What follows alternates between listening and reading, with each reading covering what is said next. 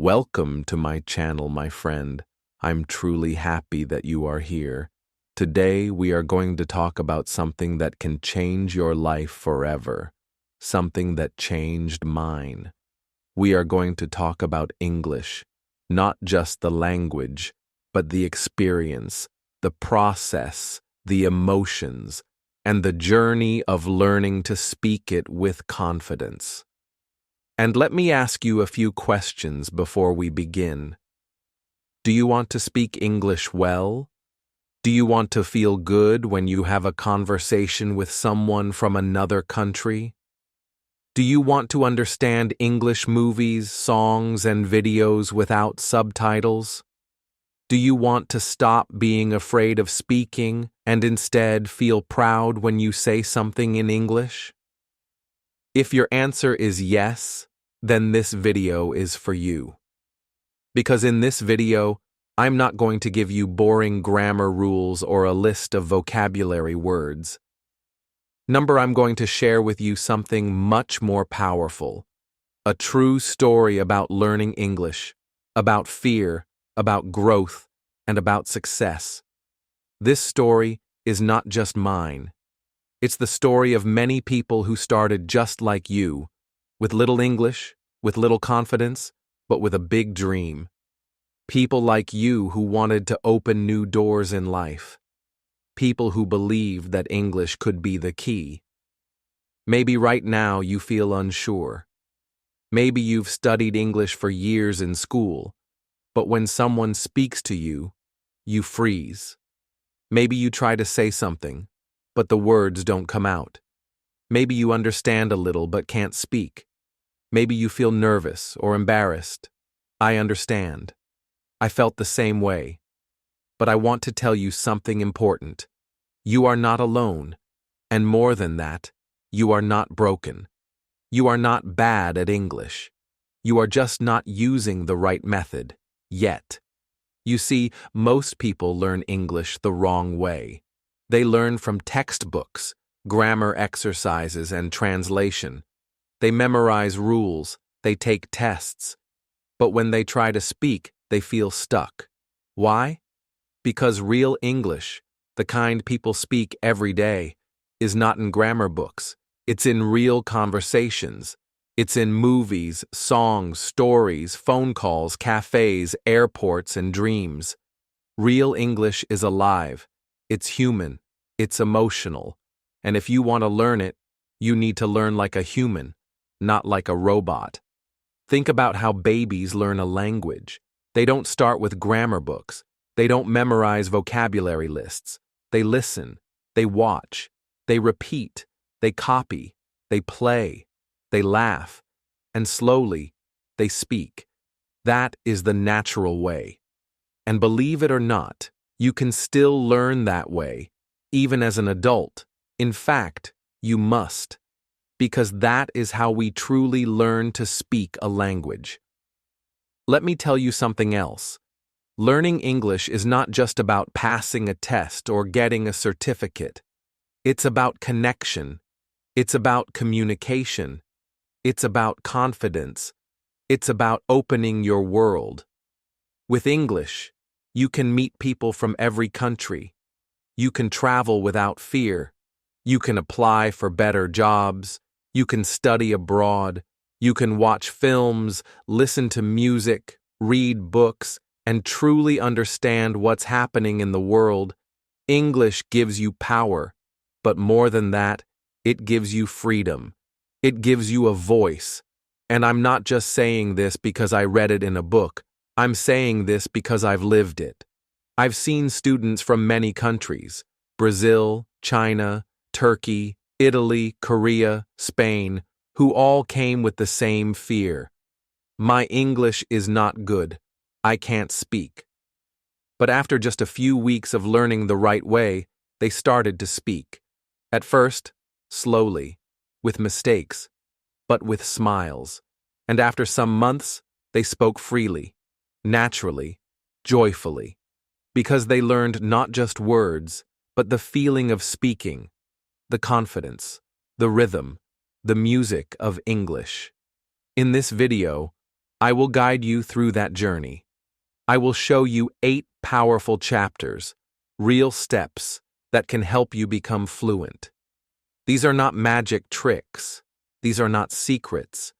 These are simple, honest, and effective ways to learn. I will tell you how to learn new words without stress. I will show you how to improve your pronunciation without confusion. I will help you listen and understand native speakers. I will help you speak without fear. And I will show you how to stay motivated, even when it's hard. Because let's be honest, learning English is not always easy. There will be days when you feel tired. There will be moments when you think you're not good enough. You might want to quit. But I promise you, if you keep going just a little every day, you will get better. You will speak. You will understand. And you will feel proud of yourself. English is not a race. It's not a competition. It's a journey. And you are already on that journey right now by watching this video. And guess what? You don't have to be perfect. You don't have to speak like a native speaker. You just have to speak clearly, honestly, and with confidence. People will understand you. People will support you. People will respect your effort. So don't wait to be perfect. Start now. Make mistakes. Learn from them. Enjoy them. Because every mistake is a step forward. Every mistake means you are trying. And that's beautiful. So now, take a deep breath. Relax. Smile. Because today is the day you stop being afraid of English. Today is the day you stop saying, I can't, and start saying, I'm learning. Today is the day you begin a new chapter. A chapter where English is not your problem. It is your tool, your friend, your passport to the world. Are you ready? Are you excited? Then stay with me. Because the next part of this video will show you the first step, the first chapter in your English journey. Together, we are going to grow. Together, we are going to speak. Together, we are going to make English fun, simple, and real. Let's begin. Chapter 1. Why people talk in English. My name is David, and I live in Spain. Like many people, I always wanted to speak English. Not just to pass an exam or do well in school, but because I wanted something more. I wanted to travel to new countries. I wanted to talk to people from different cultures. I wanted to understand the world around me. And most of all, I wanted to connect. English, I believed, could help me do that. At the beginning, my English was very limited. I could say, hello, thank you, and I want water, but that was all. I knew a few words, but I could not make full sentences. When I heard people speak fast, I felt lost. When I tried to speak, I got nervous. My heart beat fast. My mind went blank. I was afraid of making mistakes. I thought people would laugh at me. So I stayed quiet. But deep inside, I didn't want to be quiet. I wanted to speak. I wanted to express myself. I wanted to share my thoughts, my stories, my dreams in English. So one day, I made a decision. I joined a small language school in my town. It was a simple building, nothing fancy, but I had hope in my heart. On the first day, I met my teacher. Her name was Sarah. She was from England. She smiled a lot. She was kind and calm. When she spoke, she used simple words. She didn't speak fast like in the movies. She looked at us, really looked, and made us feel comfortable. That made a big difference. I started to believe, yes, maybe I can do this. There were 5 other students in my class. They were from different countries: Italy, Poland, Brazil, China, and Turkey. All of us were different, but we shared one goal. We all wanted to learn English. We all wanted to understand and be understood. We wanted to travel, study, work, or simply make new friends. And we believed English could help us. Sarah began the lesson with a quote. She said, "English is not just a language, it is a bridge that connects people." I loved that sentence. I wrote it in my notebook and underlined it. A bridge. That's exactly what I wanted. A way to cross from my small world into a bigger one. A way to meet people I could never meet before. Then Sarah asked us, "Why do you want to learn English?" A girl from Brazil said, "I want to travel to the United States." A man from Turkey said, "I want to work for an international company." A woman from China said, "I want to watch English movies and understand them." When it was my turn, I said, "I want to speak with people from other countries." Sarah smiled. "These are all good reasons," she said. English is a global language. It is used in airports, hotels, schools, conferences, meetings, and on the internet. English is everywhere. And she was right. I started to notice it more. I saw English words on signs, on websites, even on my phone. English was already a part of my life, even before I knew it well. Then she told us how we would learn. "In this class," she said, "we will not study boring grammar. We will not memorize long word lists. We will speak. We will listen. We will ask questions and answer them. We will play games. And most importantly, we will enjoy learning." That made me feel excited. I never liked grammar drills or word tests. I wanted to use the language, not just study it. That day, we played a game. We sat in a circle and asked each other simple questions. What is your favorite food? What do you do on weekends? Do you like music? The questions were easy, but they helped me speak. I learned new words. I listened to others. I started to understand. I felt like I was part of something. After class, I went to a nearby cafe. I sat at a table and heard two tourists talking in English. They spoke slowly. I understood some words. I smiled. I felt proud. For the first time, I understood real English in real life. That evening, I watched a YouTube video in English. I didn't understand every word, but I caught a few phrases. Good morning. Welcome to the city. Enjoy your trip. Those small moments gave me confidence. The next day, I spoke more in class. I was not so afraid. I made mistakes, but it was okay. Sarah said, "Every mistake is a lesson. Don't be afraid to speak. Mistakes help you grow." That made me feel safe. We talked about travel, hobbies, food, and jobs. I listened. I responded. I used English. Not perfectly, but with pride. At the end of class, Sarah gave us one more message. She said, "When people talk in English, they talk to the world. English helps you meet new people. It helps you understand new ideas. It helps you grow." I felt those words deep in my heart. I wanted to grow. I wanted to open new doors. I wanted to talk to the world. On my way home, I saw a tourist looking confused. He had a backpack and a map. I walked up and asked, "Do you need help?" He looked at me with relief and said, "Yes, thank you. I am looking for the train station." I gave him directions. We spoke for 2 minutes. He was from Canada. He smiled and said, "Thank you so much." I smiled too. I felt amazing. I had just helped someone, in English. That night, I wrote something new in my notebook. English is not just a subject. English is a key. It opens doors to the world. It connects people. It helps me grow.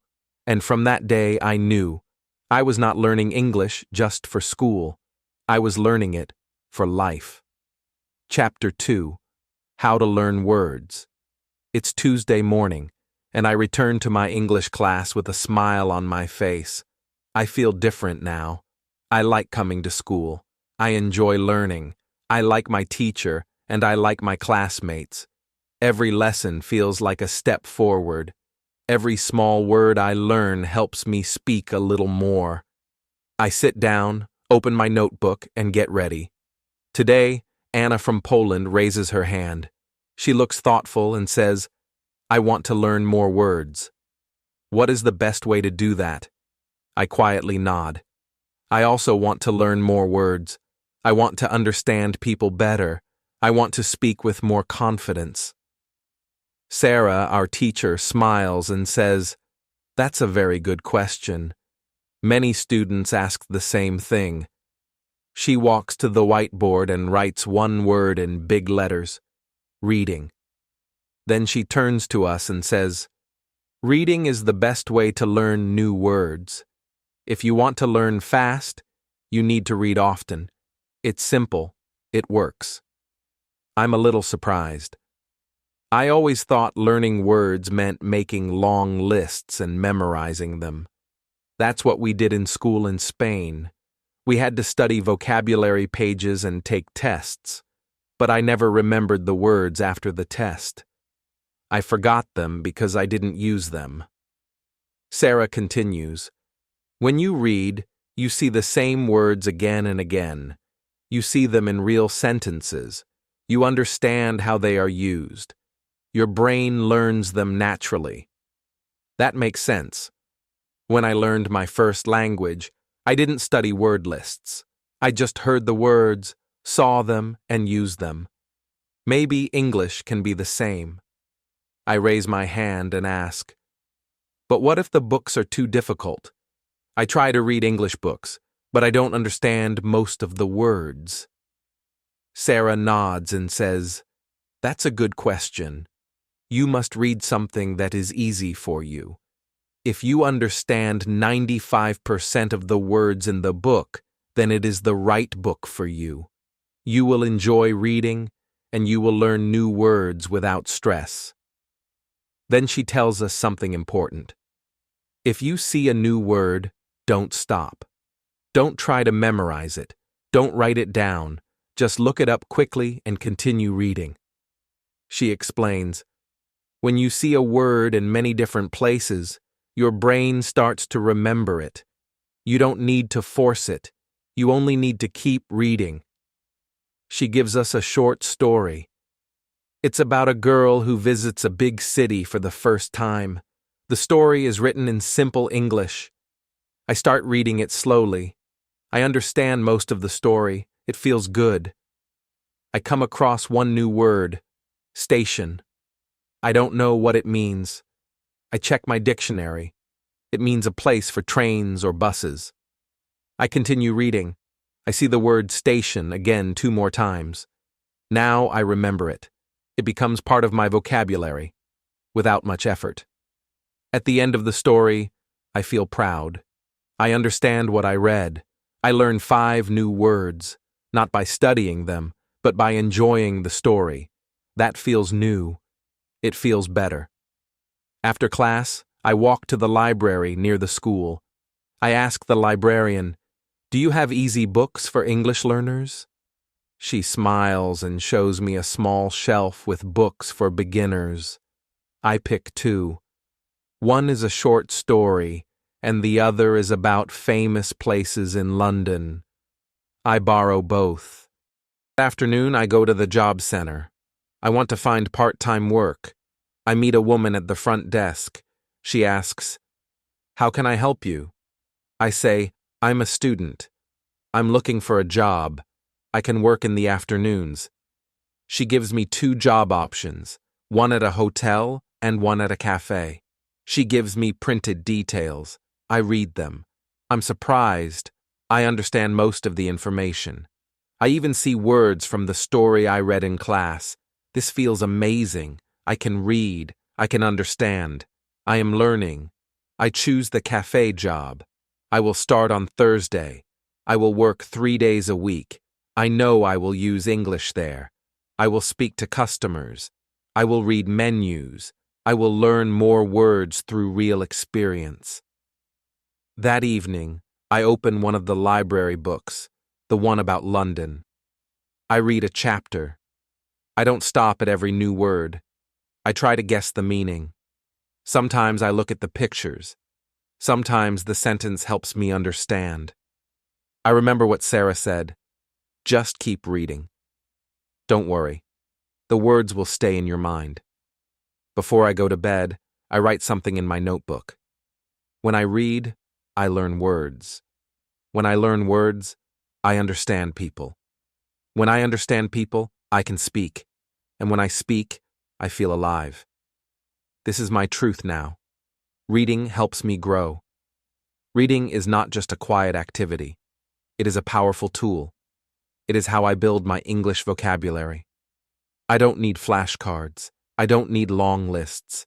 I just need 30 minutes a day and a story I enjoy. If you want to learn more English words, read something easy every day. Read with joy. Don't worry about every word. Just follow the story. Feel the language. Let the words come to you naturally. That's how reading turns into speaking, one word at a time. Chapter 3. How to Learn. Pronunciation. It's Wednesday morning.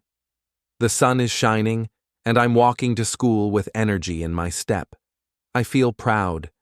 I've already read 2 books in English and started using new words in real life. English is no longer just something in a textbook. It is now a part of my world. I arrive at class early, take my seat, and open my notebook. Today, something different happens. A student who usually stays quiet raises his hand. His name is June. He is from South Korea. He is very polite and listens carefully in every class, but he rarely speaks. Today, he looks nervous, but he speaks anyway. I want to speak better, he says slowly. I know some words, but people don't understand me. My pronunciation is not good. The class becomes silent. Everyone listens. I feel what June feels. I've had the same problem. Sometimes I speak English, but people ask me to repeat myself. That can feel embarrassing. It makes me nervous to speak again. Our teacher, Sarah, smiles kindly. June, that's a great question, she says. Many people feel this way. You are not alone. But the good news is, pronunciation is something you can improve, and it can even be fun. She walks to the board and writes one word in capital letters: shadowing. None of us have heard this word before. She explains, shadowing is a technique that helps you improve your pronunciation. It's very simple. You listen to a native speaker and repeat what they say. You do this immediately, almost like an echo, like a shadow following a person. She opens her laptop and plays a short YouTube video of a man speaking English clearly and slowly. The man says, "Good morning. I am very happy to be here." Sarah pauses the video and says, "Now repeat with him." Don't wait. Just listen and speak. We all repeat together, "Good morning." I am very happy to be here. It feels strange at first. I'm not used to copying someone's voice exactly like that. But it's also fun. We try another sentence. Today is a beautiful day. We repeat it again and again, trying to match the speaker's rhythm, speed, and sound. I notice my mouth is moving in a new way. My tongue and lips are working harder. Sarah says, "When you speak your first language, your mouth has habits. Your muscles are used to certain sounds, but English has different sounds. Shadowing helps your mouth learn how to move in a new way. It's like training at the gym, but for your voice." I look around the class. June is smiling now. His voice sounds stronger. We all clap for him. His confidence is growing, and I feel inspired. If he can improve, so can I. Sarah encourages us to do shadowing every day, even just for 10 minutes. Find a short video or podcast. Choose something you like. Play it. Listen, then repeat. Don't worry if you don't sound perfect. Just try your best. After class, I think about this idea all day. I go to the front desk and ask the receptionist, "Are there any sports I can join at the school?" She says, "Yes, we have a football team. Practice is today at 5 o'clock. Would you like to join?" I smile. Yes, I love football. That evening, I go to the football field. There are many international students there. Some are from Brazil, some from Russia, some from Japan, and others from Italy and Germany. We all speak English, not perfectly, but enough to understand each other. During the game, we shout simple phrases: "Pass the ball," "Nice shot," "Good job." These are short phrases, but I say them again and again. It's real communication. It's pronunciation practice, without feeling like studying. After the game, we sit in a circle. We talk about football, we talk about school, we laugh. I listen to how other people speak. I repeat some of their phrases. I'm learning, not in a classroom, but in real life. That night, when I get home, I open my phone. I go to YouTube and find a travel video. The speaker talks slowly and clearly. I start shadowing. I listen. I repeat. I listen again. I repeat again. It's not perfect, but something interesting happens. My mouth begins to feel more comfortable. I'm not just reading English anymore. I'm speaking it. I'm not just copying sounds. I'm owning them. I remember what Sarah said. The goal is not to sound perfect.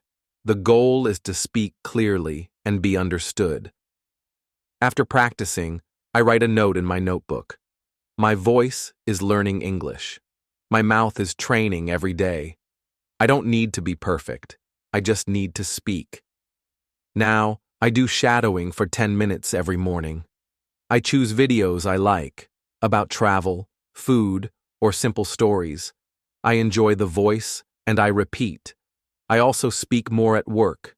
I talk to customers with a stronger voice. My pronunciation is better. They understand me more easily. I even make jokes now. And they laugh. That feels amazing. If you want to speak English clearly, start with shadowing. Listen to native speakers. Speak with them. Repeat. Practice every day. Don't be afraid to sound different. Every time you speak, your mouth gets stronger. Your confidence grows. You become more fluent. So remember, be a shadow. Follow the voice. Speak the words. Practice every day. And soon you will speak English with power and clarity. Chapter 4. How to Learn Grammar. It's Thursday morning. I wake up early, feeling both excited and a little nervous. Today is a special day. It's my first day at work. I'm starting at a cafe in the city center, and it feels like a big step forward. But before I begin my shift, I go to school for our usual English class. I eat breakfast, take the bus to school, and try to focus. I know today will be a good day. As I walk into the classroom, I notice some of my classmates are already seated. I sit in my usual spot and get ready to learn something new. Sarah, our teacher, walks in with a big smile, greeting everyone with her usual warmth. She asks, "Do you have any questions today?" It's a great question because sometimes we don't realize that the small things we're struggling with can become bigger obstacles. One of my classmates, Luca, raises his hand. He looks a little worried. Luca is from Italy, and like most of us, he's working hard to improve his English. "Sometimes I want to speak," he says, "but when I do, I stop. I think about grammar. I'm not sure if I'm using the correct tense or if my sentence is right. I don't want to make a mistake." I understand exactly how Luca feels. I've been there myself. Sometimes, when you're trying to speak English, it feels like the grammar rules are standing in the way. You want to communicate, but the fear of making a mistake keeps you from expressing yourself freely. Sarah smiles gently and says, "Luca, that's an excellent question. I think many of you are feeling the same way. You're not alone." She then walks over to the board and writes 2 words in big letters: speaking and exam. She points to the first word, speaking, and says, "If you want to speak English, you don't need to focus too much on grammar books. You don't need to memorize every rule. You can learn grammar naturally by reading, listening, and speaking. This is how we learn our first language. Children don't sit with grammar books when they speak. They learn by hearing others and trying out what they hear. The same is true for learning English." Sarah continues, "Grammar is like the backbone of the language. It helps hold everything together, but it shouldn't stop you from speaking. When you read or listen to English, you start to notice how grammar works naturally. You don't need to think about the rules, you just see them in action. And soon, you'll start using them in your own speech without even thinking about it." She then points to the second word, exam, and says, "Now, if your goal is to pass an English exam, then yes, you will need to study grammar rules.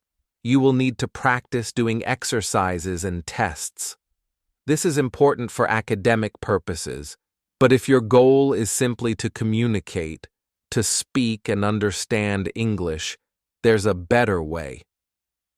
I feel a wave of relief. Sarah is telling us we don't need to stress about grammar in the same way we might stress about passing a test. This changes everything. I don't have to be perfect. I just need to speak. "Let me explain," Sarah says. "When you read in English, you encounter grammar naturally. You'll see sentences that are in the past tense, the future tense, or the present tense. You'll notice how the words fit together. You'll see grammar rules in context, and that's the key. You don't need to memorize long lists of grammar rules. You just need to read and listen." After Sarah finishes explaining this, she introduces a website called grammerinlevels.com. "This website is great for learners," she says, writing it on the board. "It shows grammar in 3 levels: beginner, intermediate, and advanced. Each level has short texts that you can read. These texts will show you grammar rules in context. And there are plenty of examples for you to see how the rules work." That sounds simple enough, I think. After class, I immediately open my laptop and check out the website. I find a section that teaches the past tense. It's clear and easy to understand. I read several short stories, and as I read, I notice the different tenses being used. I see how the sentences are formed, and I understand how the words fit together. It feels natural. Later that afternoon, I head to my new job at the cafe. I'm nervous, but also excited. When I arrive, the manager greets me warmly and shows me around. She tells me how to take orders and how to prepare drinks. It's not hard, but it's a lot to remember at first. She says, "You can speak with the customers. They're nice and patient." My first customer arrives. He asks, "Can I have a coffee, please?" I understand him easily. I smile and say, "Of course. Would you like milk with that?" He replies, "Yes, just a little." It feels amazing to have this simple conversation. I'm using English at work, and I'm not worried about grammar. It just comes out naturally.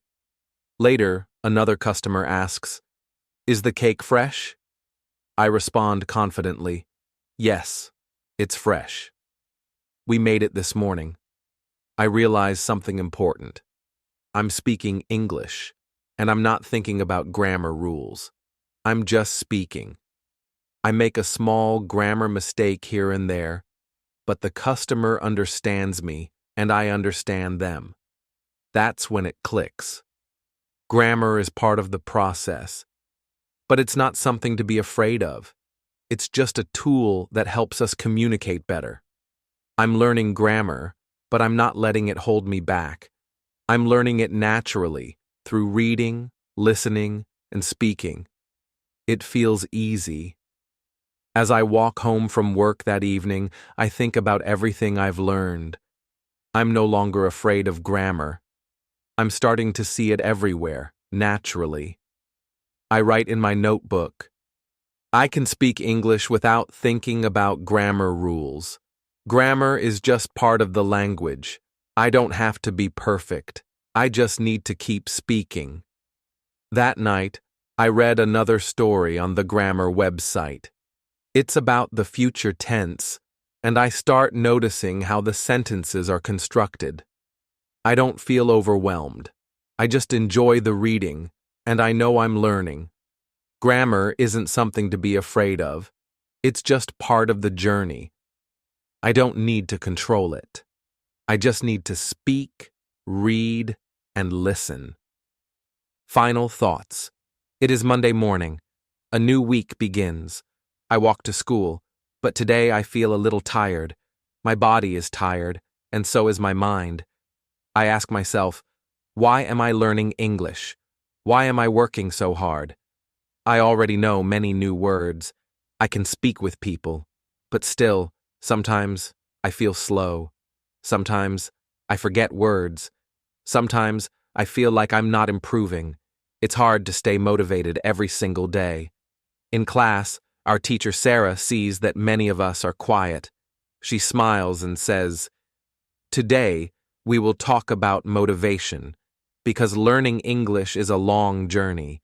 And on every journey, you need energy. You need purpose. You need to remember why you started." She writes one question on the board. Why do you want to speak English? She asks each of us to answer honestly. Anna says, I want to travel the world. June says, I want to understand music and movies in English. Luca says, I want to speak with my clients at work. I say, I want to connect with people from different cultures. Sarah says, these are all great reasons, and when you feel tired, remember your reason. It is your fuel. That night, I go home and write my reason in big letters on a piece of paper. I want to connect with the world. I put this paper on my wall. I read it every morning. It helps me stay focused. But motivation is not just about big dreams. It is also about small steps. Sarah tells us, to stay motivated, you need two things, clear goals and daily habits. She explains, don't say, I want to speak perfect English. That's too big. Say, I will read one short story today. Or, I will learn 5 new words. These are small, clear goals, and small goals bring big success. So I make a list. Read 10 minutes every day. Listen to one short video. Write one short paragraph.